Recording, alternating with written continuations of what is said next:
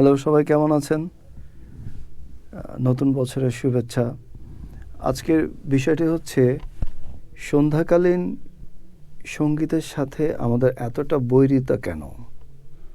মানে আমি বলতে চাচ্ছি যে আমাদের দেশে আমরা সন্ধ্যাটাকে উদযাপন করতে পারি না। মানে সন্ধ্যাটা হচ্ছে মানুষের রিলিফ। মানে কাজের পরে একটা বিশাল সেশনের পরে মানুষ একটু সঙ্গীত চর্চা করবে, সঙ্গীতের আদান প্রদান করবে। এটার ভালগার ওয়েতে না, মানে কেউ নাচ গানে না। সঙ্গীত কিন্তু একটা অসম্ভব একটা ধ্যানের ব্যাপার। একটা ভালো পিয়ানো কিছু বাজানো বা সিতার বাজানো, গিটার বাজানো, কিছু ভালো কিছু গান গাওয়া।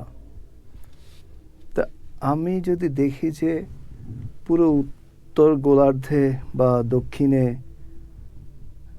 বিশেষ করে খ্রিস্টান দেশগুলোতে বা ইসলামের বাইরের দেশগুলোতে, এমনকি অনেক ইসলাম মানে মুসলিম দেশেও সন্ধ্যাকালীন গান করার একটা চর্চা আছে। তো আমরা দেখি যে আমাদের এইসব কট্টরপন্থী ইসলামিক দেশে মানে সন্ধ্যাটাকে লিড দেয় হচ্ছে হুজুররা, আর অন্যদিকে পৃথিবীর অন্য প্রান্তের দেশগুলোতে সন্ধ্যাটাকে লিড দেয় শিল্পীরা। যেমন একজন হয়তো কেউ কোনো পানীয় খাচ্ছে, পানীয় ড্রিঙ্ক করছে বা জুস খাচ্ছে, কয়েকজন পিয়ানো বাজাচ্ছে, গিটার বাজাচ্ছে, একটু সুন্দর একটা লাইট।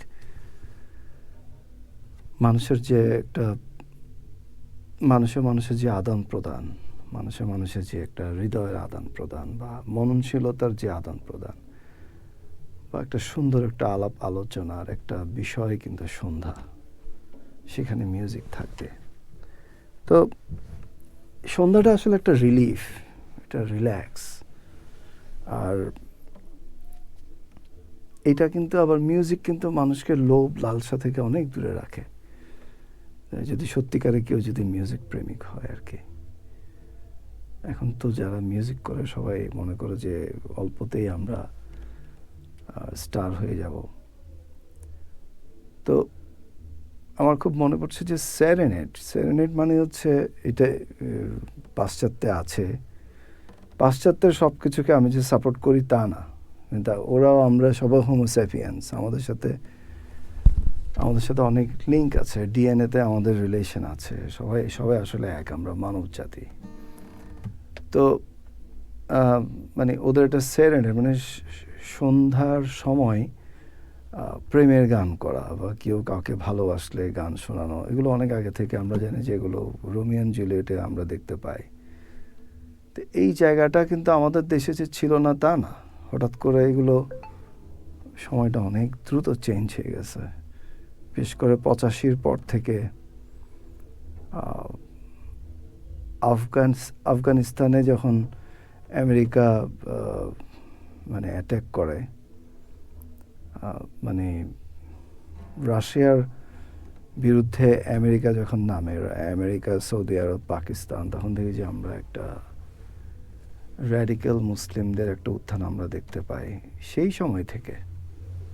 এটাও ঠিক যে আমরা যখন ইয়াং ছিলাম, তখন আমরা যখন গায়ে হলুদে গান করতাম, তখনকার যুগের এই গায়ে হলুদে একটা বিয়েকে মানে বিয়েকে উপলক্ষ করে আমরা প্রায় 4-5টা আমরা শো করতাম, মেয়ের বাড়িতে, জামাইয়ের বাড়িতে, গায়ে হলুদে, ওয়ালিমাতে।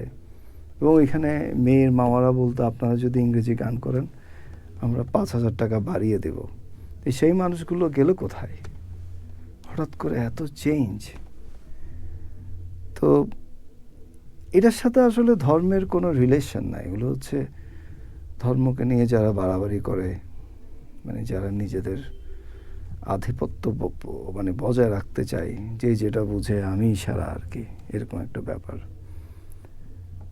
এইটাই আবার বলছি যে ঘুরে ফিরে আমাদের আসলে ফ্লেক্সিবিলিটি নাই আর কি আমাদের সমাজে। আল্লাহর জায়গায় আছে, ধর্মর জায়গায় আমি একদম, কেউ একজন গান করছে, এটার সাথে আসলে এটা জড়িয়ে এটাকে নিয়ে একটা বিশাল একটা অধ্যায় তৈরি করার কোনো মানে নেই। আমি বলছি যে যেমন আমরা সন্ধ্যা সময়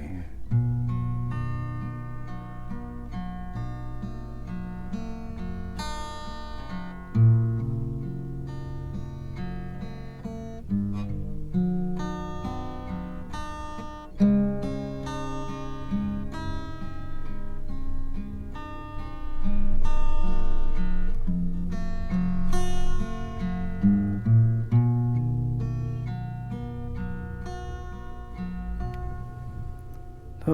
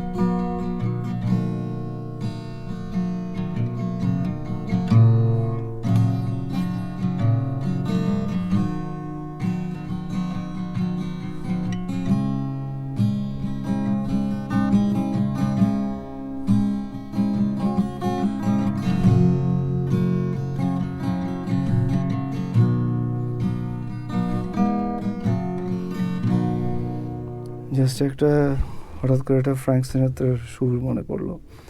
তো এটা হচ্ছে আমরা আসলে মানে মিউজিকটাকে আমাদের লাইফের সাথে আসলে অনেক বেশি যুক্ত করতে পারি এবং আমরা আসলে অনেক বেশি লোভহীন উইজডম প্রেমিক মানুষ হতে পারি।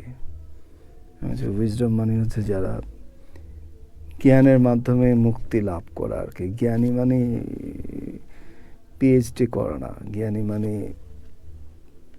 অমুক জায়গায় ক্ষমতাবান না বা কোনো একটা বড় পোস্টে থাকে না, মানে যে জ্ঞানের অন্বেষণ করে, নিজেকে লুকিয়ে রাখে, আবার যে নিজের ভেতরে একটা আনন্দে থাকে। তো ভালো থাকবেন সবাইকে, নতুন বছরের আবার শুভেচ্ছা।